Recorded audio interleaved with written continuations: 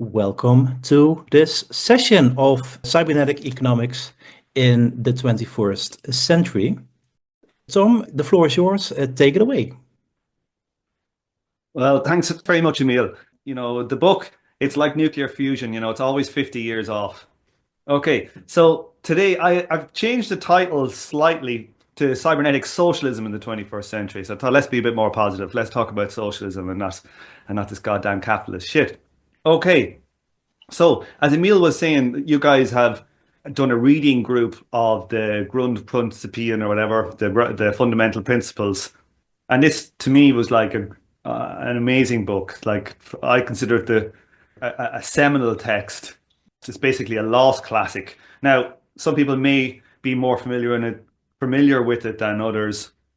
Let's just have a look at this dude here who wrote it. The kind of main guy behind it is Jan Appel, and he was a German left communist, and he basically got thrown in prison in Germany for stealing a ship and going to Murmansk and then going to, I think, Moscow to meet like Lenin in 1920 and argue with him.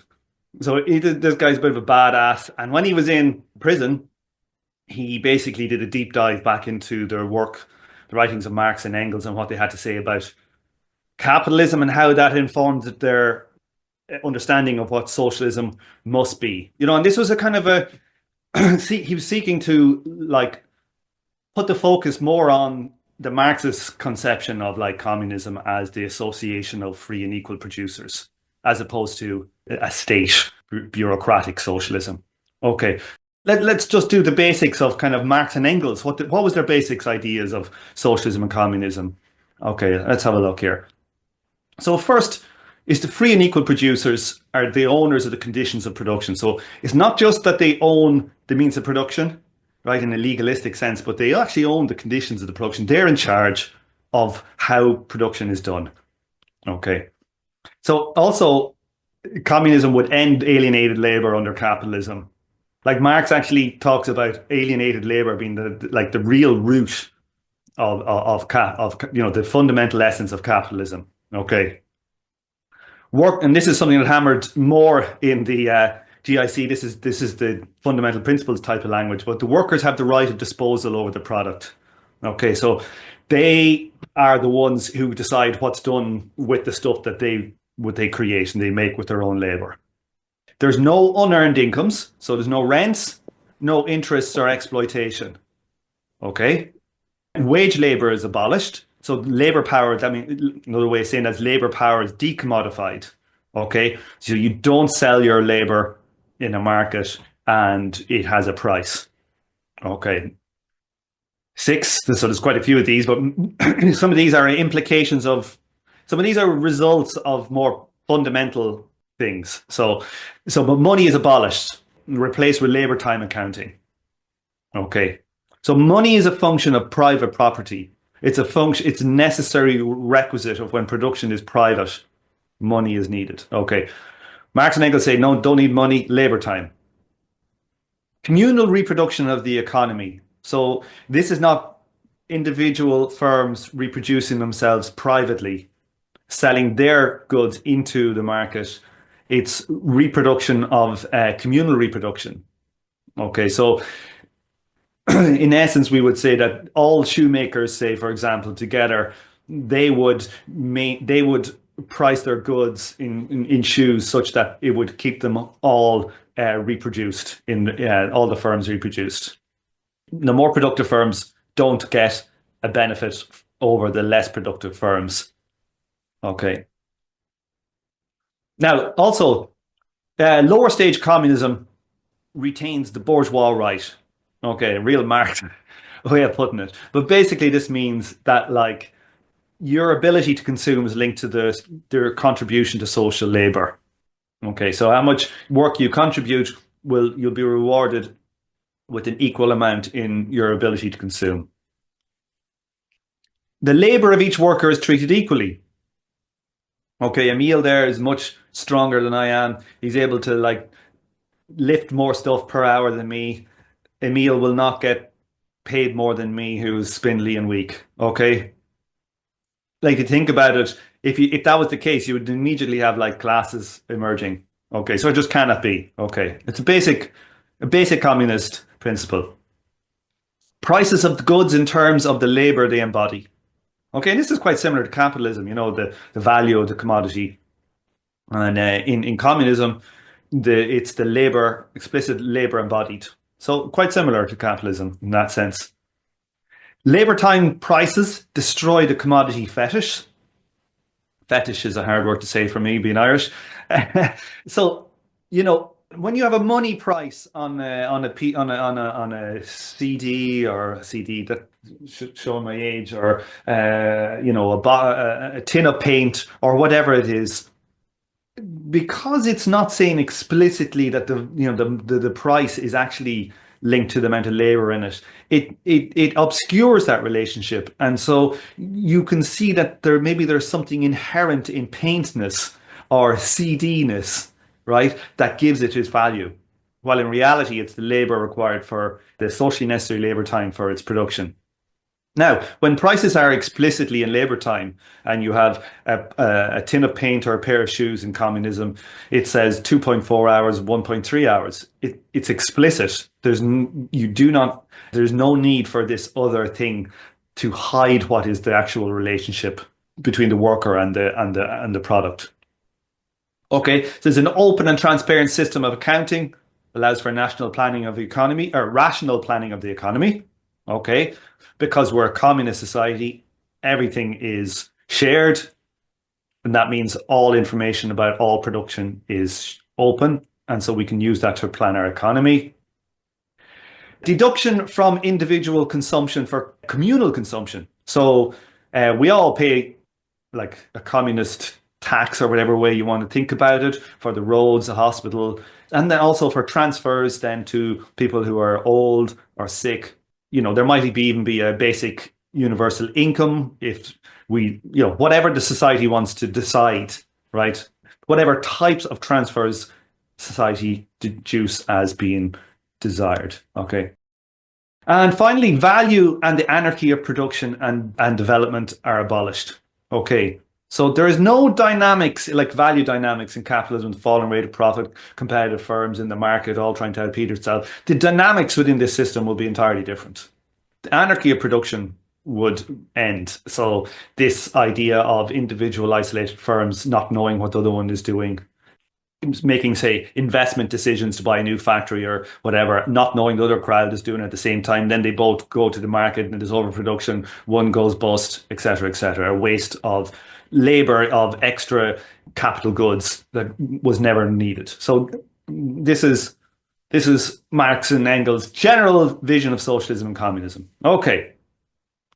Now, that didn't last too long. You know, Marx and Engels died. You know, the big wigs in, like, say, German socialism and all that, they kind of got rid of that pretty quick, you know. And it morphed into something else. And they kind of morphed into this idea of like a centrally planned economy by a group of planners. Now, we'll see, it morphed into this idea of a moneyless society. And moneyless, not in the sense that labor time is not money, but moneyless in the sense that there is no unit of account, that there are just use values. Okay? This wasn't Marx's concept at all. Explicitly not his concept. Okay. The kind of originator of these ideas is Rudolf Hilferding in his book Financial Capital. Now, he was an interesting kind of dude. He was actually twice the German finance minister. Fancy that, like a Marxist theorist was actually the finance minister twice. And he ended up being tortured and killed by the Nazis in Paris after fleeing Germany in 1941. So he did not meet a good end. But his theories didn't kind of meet a good end either. Let's have a look. This is a kind of a seminal quote here. So he had this idea of the cartel. And so this idea of the general cartel, that competition was kind of ending, that, you know, all steel production was becoming under the hands of one giant steel producer. And when this would happen, eventually within that cartel of all the steel production, like if you think about all steel production in its own like little sphere within all the economy, that all the transfers that were going within there, they were being made not on money.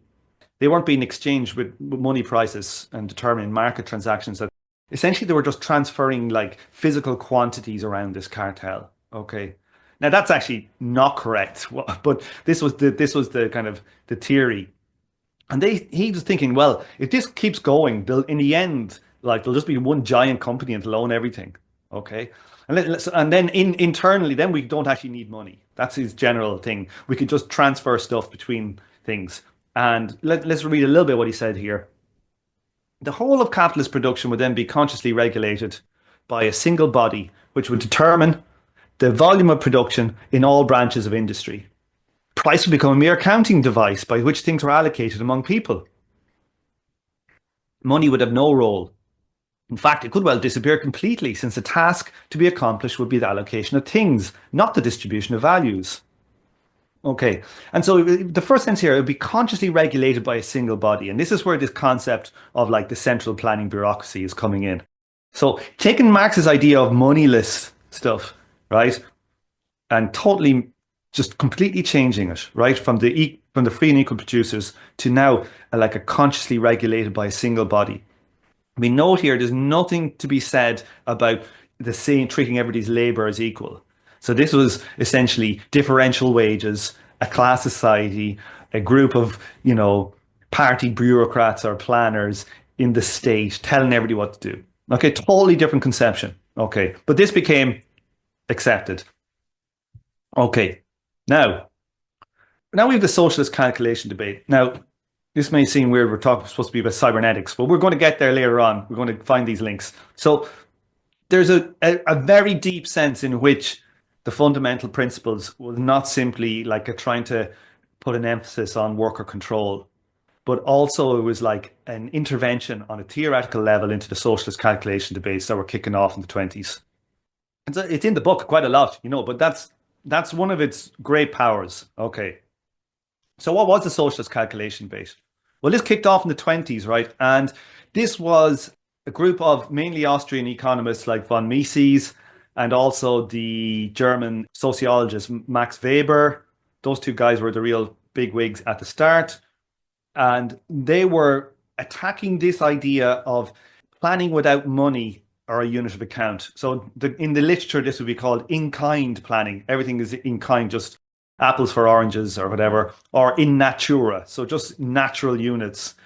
So they're attacking this in kind, in natura central planning of production, right? So it's specifically about the central planning bit as well. Okay. A bit of an aside here first, before we get into the socialist calculation debate, something that I thought that everybody might find this, if they don't know this, it's a fact that pretty much, I don't know if, I think I've discovered it in my research for the book.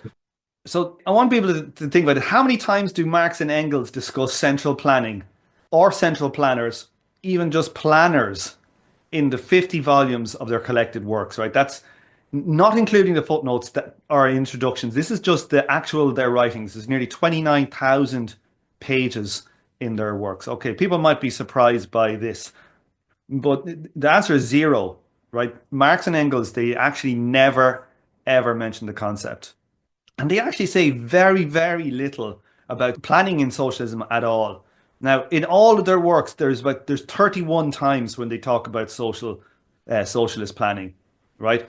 And a lot of those 31 times are different drafts of the same paragraph, right? So in actuality, it's much less than that. Now, I'd have to go and check the number, but by instinct, it would be probably like half that. So they just don't talk about it at all. Now, the terms they use when they're talking about planning there's about 5 or 6 terms they do use. They use general plan, fixed plan, a social plan, a common plan, a rational plan, and a definite social plan.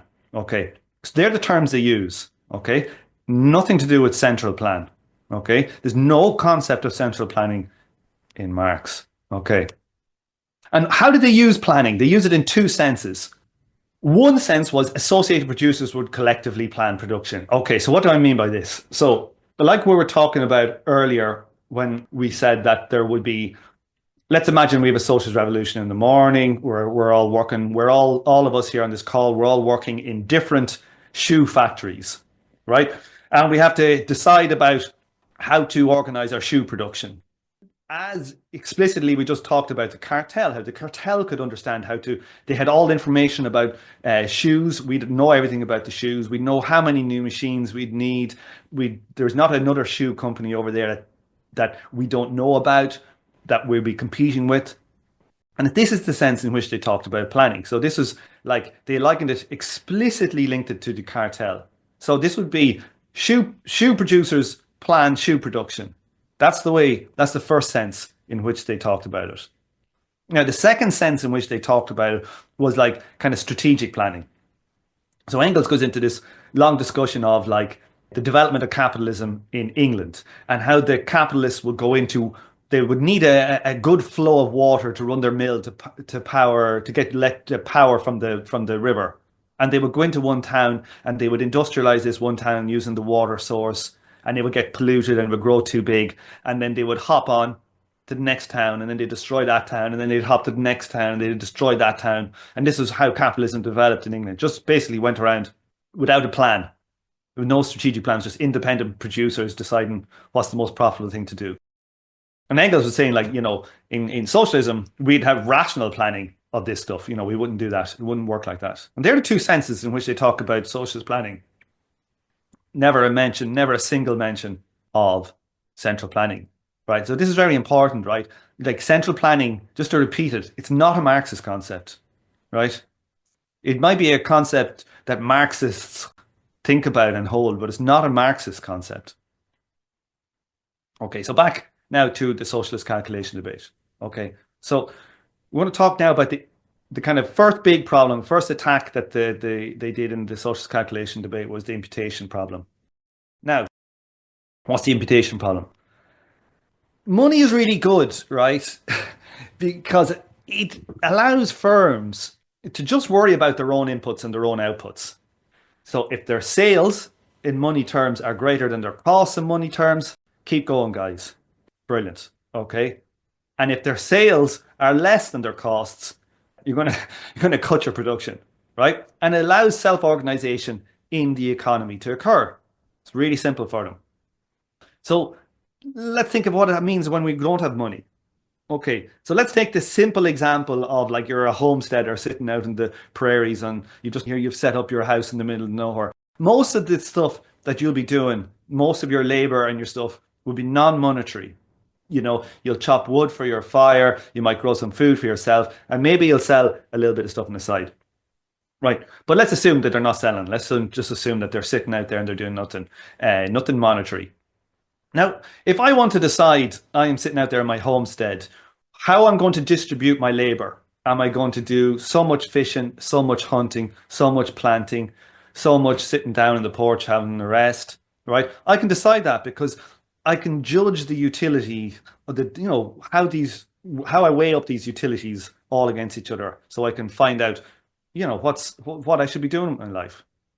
No need for any complex numerical calculations. I don't need to keep accounts or anything. I don't need to sit down at a ledger and go, I spent 21 minutes yesterday mowing the lawn, right? You don't need that. You just do it, right? It's very natural and it's straightforward. Now, let's then think about a complex society that was also trying to do things moneyless. These things are like complex multi-stage production processes, right? It could be thousands of people, spanning multiple continents trying to figure out how to create, or just producing, say, coming together to produce acetone, right? Nail polish, right? Think about it, right? You might have ore being mined in one country, using the giant digging machine that's used in another country, using oil that's from a third one. The ore then is smelted into pig iron in a different country, and then in another one it might be converted into steel, right? And in another country it might be used to build a machine for a chemical plant in a seventh country, and then that produces acetone, right? Which is sold in a ninth country. Right? Now, there's no way for one individual to like look at this process and kind of go, what is the right distribution? It's way beyond their scope, right? You might never see a smelting plant, right? Or a giant digger, in their lifetimes. How could a person judge what the difference, how they should divide up the time in the economy? Okay, so this is the critique of the the Austrians and Max Weber. Okay, so they would say in kind is actually, in that sense, it's impossible, right? There's no quantitative way to measure utility, right? Like in capitalism, where each individual just does it if it's profitable and stops if it's not, right? They have simple heuristic. Money allows simple heuristic that allows self-organization of the economy. So you don't have that. So they'd say then if you don't have that, then there's no qualitative way you can measure the utility in the economy. So you're goosed, right? You just can't do it in a complex society. In a very basic society where the complexity of production is reduced, you can do moneyless and it's totally fine. But when it gets bigger, it's just not going to work. That complex societies, they need, a unit of account, be that money or labor time. Like people now that have read the fundamental principles, they'll see, oh, this idea, like this kind of heuristic that you can just use that one thing, for the cost for sales and your outputs. It's very similar to the key insight of the fundamental principles, right? That the workers themselves, all they need to know is the costs in labor time are their inputs, right? That's the only thing they need to price their good, right? And to manage their productivity. It's all in labor time. So how did this stuff go in reality? Because this was the dominant line in like SPD, that kind of stuff. This was the basic idea of what would happen. So in Russia, in the war communism period, they tried it. Kind of crazy, they gave it a go, but they did. And it was a complete disaster. Here's a statistic. The heavy industry in the war communism period, it collapsed to 15% of the pre-war output. We're not talking about, because the output would have grown through the war. So it collapsed to 15% of the pre-war output. And in this period, the Bolsheviks were printing money hand over fist to drive people out of the money economy, to make the money worthless, to drive them into the non-monetary economy. And this was such a failure, they had to completely get rid of it in reverse course. In 1921 with the NEP, the new economic policy, which brought back, they stabilized the ruble and they actually started denationalizing some of the stuff that was nationalized and giving it back to the capitalists. That's how bad it was. Now, then in 1928, Stalin came along and they did a second type of central planning. Okay, tried it again, second go. This time, they kept money. Okay, they knew they needed money. And of course, they kept wage labor, right? There was differential wages, of course. It was the Soviet Union. Okay. Now, the extent to which this was even centrally planned, like, is hugely exaggerated, right? By the mid-70s, so we're talking about nearly 50 years after it had begun, they only centrally planned 1,000 products. Okay, that's 1,000 out of, I think at the time, you're talking multiple millions. The number that's in my head now, I don't have the stat here, was like 6 million, but it could also have been 30 million, right? So, I mean, you're talking about only the most important bits of the economy were centrally planned. And why did they only do 1,000? Because they figured out you couldn't do any more. Okay, we'll get to why. So that was the first problem. So the Austrians totally won that, and the Max Weber, it's a complete victory for them. So the second problem then they had was, how do you go about pricing capital goods? Okay, so let's have a look here. So here's some capital goods, some machines, some tools, some vehicles, some computers, stuff like that. So von Mises, so he's the big Austrian, Ludwig von Mises, Austrian economist. Most of the Austrians were kind of, at the time, were Austrian. Now if you're an Austrian economist, you're actually an American. It's just that kind of school, right? So it's kind of like a pre-neoclassical subjective theory of value school, okay? So he thought that there was a second problem then. So it doesn't matter even if Stalin brought back money, that there's no way to actually correctly price capital goods, okay? So he thought that a capitalist market was the only way which society could rationally determine the prices of goods and allocate resources efficiently. So they didn't have a labor theory of value. They didn't think, the value of the truck or the computer or the machine is linked to the labor content. For them, it was just literally a balance of supply and demand. and it's whatever would maximize the utility of all the people in the economy. So it's a different concept, right? And they said that because the state was both the buyer and the seller, right? They were the producers and the buyers of all these goods. Okay, that there was no competitive market there, so there was no way for the utility to be rationally calculated. This was their argument. Now, this is where the market socialists come in like a boss. These are like kind of the theorists of market socialism. And these weren't Marxists, okay? They'd given up that long ago, or if they ever had it. These were neoclassical economists, okay? So they believed that, that prices weren't determined by like the value of the good. Like they had no concept of value different from price. That price, just like the neoclassical, like the Austrians, it was about prices that would maximize the utility of all the participants in the economy. That's what determined the price. Okay.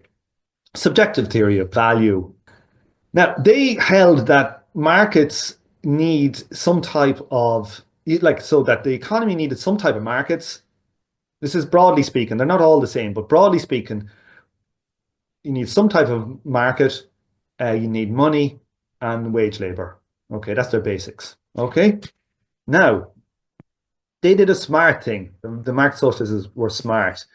They figured out that you could describe their market socialist models using in neoclassical terms. And they showed how the maths was essentially the same, right? There was what they would call a formal equivalence between the market socialist economies and the capitalist economies. And if the capitalist economies were able to figure out rational prices, it meant that the market socialist economy was able to rationally price these capital goods, right? That the maths was essentially exactly the same. So this was quite a good argument that you could write down all these equations that would describe the economy, right? So these series of preferences and all this, thousands and thousands, millions and millions. And if you had them all and you could write them all down, you could write down and you could calculate the exact right answer. And even better than that, they came up with actual algorithms for doing it that would be much simpler, that you wouldn't even have to do these calculations. Okay. So they said so market socialism can rationally allocate resources. So in the academy, this was seen as a complete victory. Okay. Nowadays, you hear about the calculation debate and you hear, oh yeah, the socialists totally lost that debate. But actually, if you were around in the 1970s, 1960s, 50s, 40s, they all thought the socialist calculation debate was settled. The market socialists showed that it was correct. Nowadays, people think you're crazy if you look at that. But even the Austrians, like a great book by an Austrian about it, obviously we disagree with him and he's wrong in places, but a really good book called Rivalry and Central Planning. If anybody's interested in these topics, I'd really recommend it as a good text to read. But he's doing a book where he's going back. This is written in the 80s, and he's going, wait a second, you guys didn't win it, and here's why. Okay? So it was completely accepted that they had won. Now, third problem, to try and defeat the market socialists, Hayek came back with what's known as the information problem. So Hayek is this miserable, thin-lipped looking bastard here, if you don't know who he is. Here's a quote of his. I have not been able to find a single person, even in much maligned Chile, who did not agree that personal freedom was much greater under Pinochet than it had been under Allende, right? As people were being thrown out of helicopters into open volcanoes, right? This is who Hayek is, right? But his argument was, you can never get all the data together, that it would require too much processing of data. Now, the market socialists showed that you could do it using a simple algorithm. So it's it doesn't even defeat the market socialist argument. Okay. But he made this argument. This is the argument he's kind of famous for. That there was you'd have to get such a vast number. If you think about all the equations, think about the products, say in the Soviet Union, which had a lot less than capitalism at the time. Tens of millions of products. You'd have to get all the utility preferences of everybody for blah, blah. It'd be just insane. It's just an impractical thing. People nowadays, like cockshot and these, will say, oh, well, now we've got big computers, so we can get this information in. But we'll get to that in a while, right? We'll get to the problems with that. But like, it wasn't simply with Hayek that he said that the problem was that we can't get the information. It was that there are certain types of information that you literally don't even know you know. Okay, this is the idea of tacit knowledge. Let's have a look at this. So, sorry, the previous one was the tacit and explicit knowledge. Explicit knowledge is something that you know. So tacit knowledge. Here's a video about a guy trying to show, this is interesting. If you have a bicycle and you prevent it from, say, from turning left, you can only turn right and go straight. And if you get on the bike and you're cycling and you try and turn right now, so you should be able to turn right, the handlebars will turn right. And when you do, you just fall off the bike. You can't turn right. And what happens is that actually before you turn right on a bike, you actually first have to turn left and then turn right. And you don't even know you do it, right? It's just an example of a thing. Everybody knows how to ride a bike, but people don't know how to ride a bike, right? They don't explicitly know what they're doing, right? And this kind of tacit knowledge is absolutely everywhere. It's in everything we do. Now, taken just on their own, like this actually lays waste to modern central planning arguments. Just this narrow critique, okay? And there's a sense in which this critique is actually a lot broader, and we might get back, we're going to get back to it, okay? That there's types of information you just can't put into the computers, right? You can't plan, you can't solve for them. That's the least of the problems. We're going to get to some more. But all the way through the debate, there was always this thing of the discovery agent problem. And this is a really fundamental element. So if we looked at those long list of sequences of equations that we had previously, they're kind of like what you would call it, it's like a static list of equations. There's a given number of products, blah, blah, blah, blah, blah, blah, blah. Okay. And for a given static list, you can solve some stuff, right? So these are static kind of equilibrium models. It's not a dynamic idea of the economy like the Marx would have, or the Austrians, in fairness to the Austrians.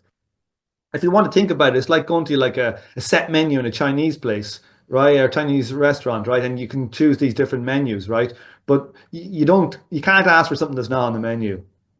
You know, so the point here is that like, so that here's a picture of Floyd Mayweather. I always find a funny picture. He's sitting there, he's just won some big fight, and he's sitting in looking depressed with all his money in a totally nondescript room with no defining features, the life of the billionaire. But there's more to life than money, you know, this is the kind of point. And in the case of economic theory, there is more to understanding the economy than getting rational prices. There's much more to actual production than just solving prices.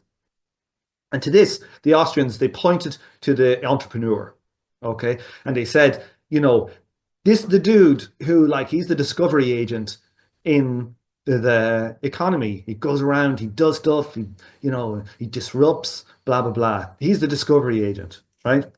Now, it's pretty dumb. It's a pretty dumb idea by the Austrians, because, like, in reality, entrepreneurs are only a tiny element in the capitalist economy. All these big Fortune 500 companies that are constantly creating new products and stuff, they're run by suits. They're run by managers. The managers are they're the discovery agents, right? But it's not just that. It's actually the workers are the discovery agents. Actually, all of the participants in the economy are discovery agents. There's far more workers than managers, and far more managers than entrepreneurs. And so most of the discovery process is actually done by the workers. And here we get into the cybernetics finally, right? 40 minutes in, we get into the cybernetics. Well done, Tom. Yeah. So this is the foundational concept in cybernetics is variety. It's a very deep concept. If you get this, everything else really in cybernetics is a function of just variety. If you can understand this, well, let's have a look what variety is. Okay, so variety is a measure of the complexity of a system, the number of distinct states that system can have. Okay, it's just how complicated the system is. So, you know, so how many ways can the atoms be arranged and move and blah, blah. That's a measure of variety. And for a system to survive, this is the concept, a related concept of requisite variety. So for a system to survive, it must have the ability to absorb the variety or the chaos of its environment, make sense of it, and be able to respond in an appropriate manner. Okay, so I'm going to walk across the street. I need to be able to have eyes that can see the cars coming, ears that can hear the engines. I need to have the requisite variety I need to have the variety to get across the street. Okay, like a cat often won't have it, right? Just walk out, boom, hit by a car. Don't really have the, or a deer, they don't really have the variety to cross roads, right? Like a human would. Okay, so why is this, why is this relevant here? Okay, so how can central planners hope to understand every single process in the economy, perform the discovery process in the economy that's essential to any type of functioning economy? These dudes with beards sitting, I'm a dude with a beard, so I'm allowed to say it. Dudes with beards, we're nearly all dudes with beards here, God almighty. Dudes with beards sitting in an office in Gosplan in Moscow, they don't have the requisite variety to control the production, right? Their brains aren't big enough. They can't take in all the information. They don't have enough eyes, right? They can't see everything that's going on. They don't have enough hands and legs and arms to interact with all the environments to figure out how we should organize this mattress factory or that car factory or whatever. They just don't have it. Literally don't have it. It's just a matter of the fundamental nature of reality. Okay. Now, some of them will say that, oh, well, the computers will do that. They can handle all the information, right? Well, all you have to understand about the computers, like this input-output type understanding, not dissimilar. There'd be different maybe equations to the ones that the market socialists would have had, but equivalent.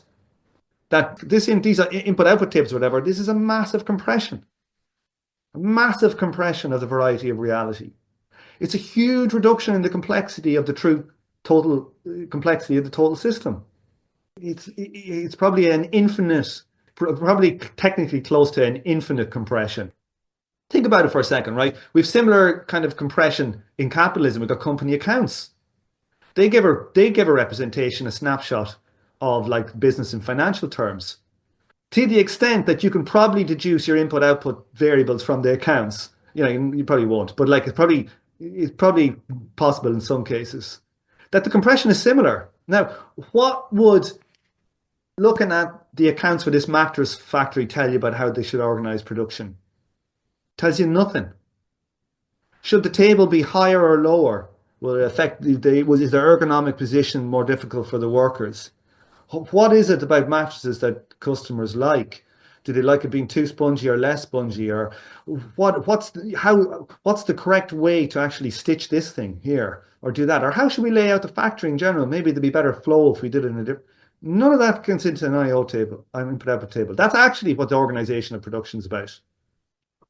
All of this is kind of like, honestly, it's like Plato's cave. I don't know if people know the allegory of Plato and the cave, where people are stuck in the cave and they're chained up and they can only see one side of the cave, and outside the entrance, people are walking past and their shadows is all that they can see on the shade on the cave, and they're trying to understand the nature of the world by the shadows. Well, like what type of idea would they have about the world? They'd have nothing. And it's the same with essential planning. The planners are trying to understand and control production by looking at some shadow of production, right? A massive complexity reduction, right? It's just two completely different things. Like, you know, is the bird in reality? Is it a long iron bar that's a mile long with at the end of it looks like a bird, or is it a flying object made of feathers? It's like, you know, no idea. There's another another devastating critique. These are just one after another, right? But this devastating critique, what did Marx capitalism was his root was alienated labor, and socialism was about de-alienating labor. And sorry to say, but like it's even more alienating concept than capitalism, I think, that you would be given instructions from a central computer telling you how to do every aspect of your production life. At least in capitalism, you can probably interact with your boss and say, that's fucking dumb, man. Let's do it like this or whatever. Computer says no, right? It's a highly alienating. And it literally means that it can't be socialist if it's alienating, because socialism is about the alienation of labor. And there's no escape from this. There's no escape from it. So now back to variety, right? Variety tells us this idea is that like only those doing the work have the ability to effectively organize production. And this is a direct result of the cybernetic nature of reality. right? Only the guys in the mattress factory can figure out how to do mattress factoring, right? It's because we're humans and we have certain interactions with matter at a fundamental level. And the capitalists know this, right? The best production system in the world, gold standard, is the Toyota production system. And they try and get the workers to be discovery agents, trying to get away from the Fordist conception of the automata on the line, but having them, obviously it's not socialism. Obviously it's not de-alienated labor or anything, but it's less alienated than Taylorism was, and it's massively more productive. We're talking about, orders of magnitude better, maybe not orders, but I would say probably an order of magnitude better. And ironically, right, they found out that they also had to equalize wages between workers on the factory floor to make it work. They tied their bonuses not to the individual performance, but to their overall company performance. They gave them a job guarantee, right? And there's a whole other suite of features to manage a complex system that aren't really kind of about the alienated labor or anything. There's all just kind of good management stuff going on as well. So what we find from this is actually that there is a deep fundamental relationship. We call it the inverse law of alienation, that a system has higher variety the lower the alienation it is. The less alienated the labor is in it, the more viable that system is and more productive that system is. And the thing is, capitalism is an alienated system. It's a fetter on the mode of production. So this is going to bring us to now thinking again about planning. What the hell is socialist planning, right? Here's Beer on planning. Beer was on the right tracks, right? Planning is not an activity carried out by professionals called planners. Planning is not an activity resulting in products called plans. It's a continuous process. It's true. So, socialists have said, oh, we're going to get rid of like capitalism and value and all that, and we're going to replace it by planning. Right? And it's like bullshit. It's completely misconception. Planning is an activity. It's something that goes on in all modes of production, but it's not an economic category. It's not like rent, profit, exploitation, labor power, or a commodity, right? That's a category mistake to say that planning is like, an economic category. It's something like architecture. It's probably closer equivalent to it. It's something that's done in both.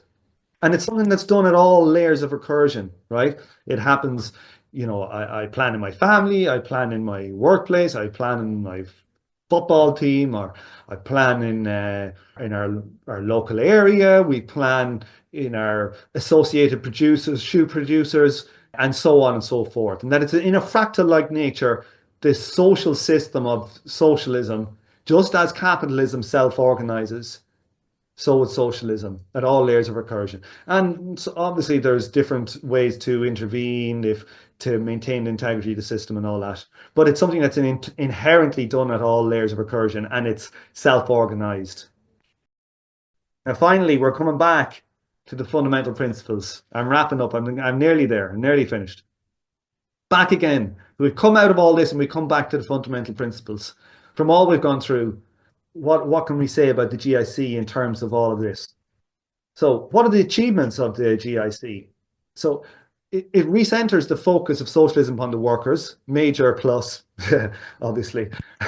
Okay, focus on kind of non-alienated labor. Yeah, that the workers organize in production. Communal reproduction, I think that's their great insight, is the showing how prices can be determined collectively and how there is no profit and reproduction. It basically, they deduce from just what Marx and Engels wrote, and they just kind of go a couple of steps further. They unpack it a bit. Labor time gives producers a unit of account which facilitates the self-organization of production. So like we were saying earlier about the capitalists can use money, have a simple heuristic, am I making profit or loss? What should I do more or less? And the workers as well, the labor time just allows them to manage their own productivity. They can just say, oh yeah, we're being more or less efficient and here are our prices. That they don't need a central planner giving them directions. They're well able to do it themselves. Cybernetically, and value theoretically valid. So it takes on Marx's actual analysis of capitalism that informed his analysis of the necessary nature of socialism. Fundamentally, can't have differential wages, you've got classes, all this good stuff. Free and equal producers. The producer has been de-alienated doing their own production. And this is also at the same time cybernetically valid, that it allows self-organization. And also, the less alienated are, the more viable the system is. Something that you can think about now, looking at the Soviet Union, was it alienated labor or unalienated?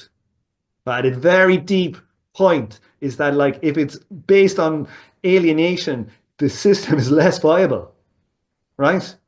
No wonder it fell on its ass. Now, the calculation problems. How does it do with regard to calculation problems? The imputation problem is not a problem because they have a unit of account. They're not trying to do things moneyless. So it's totally fine. You can rationally determine production. There's no way to price capital goods. Well, they don't have a subjective theory of value. They've got an objective material theory of value, where it's just the labor time embodied. Capital goods are no different than consumer goods. It's just a good, it's got a labor in it, that's the price. All good. Doing good here now. Well done, GIC. Information problem. There's no information problem. It's not a central planner trying to tell everybody what to do, trying to get it all to the center.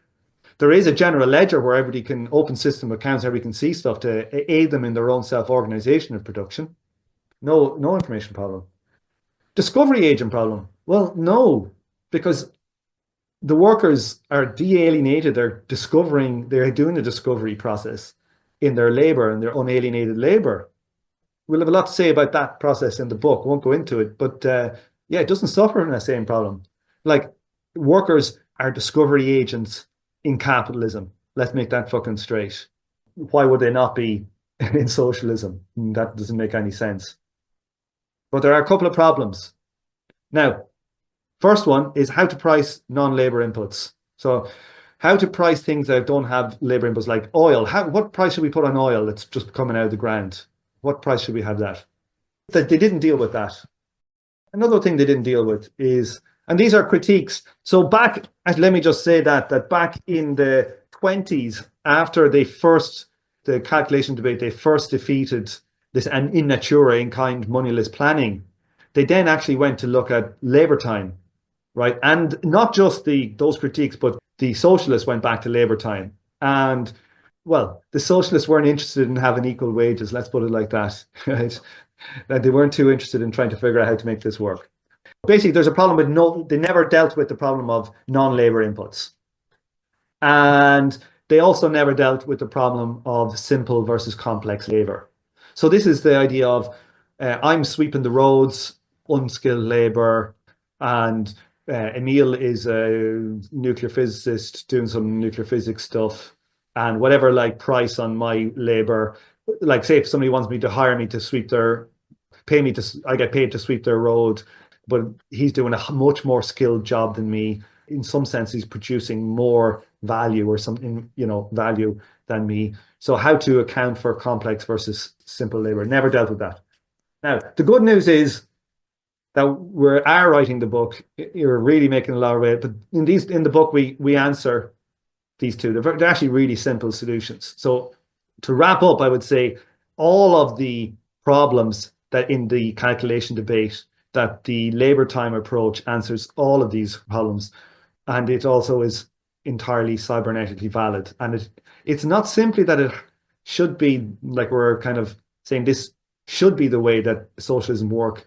It's more of the matter of kind of law, scientific law, that this is the way that it has to work. And I will leave it there. And thanks very much. Hopefully I didn't go over too long.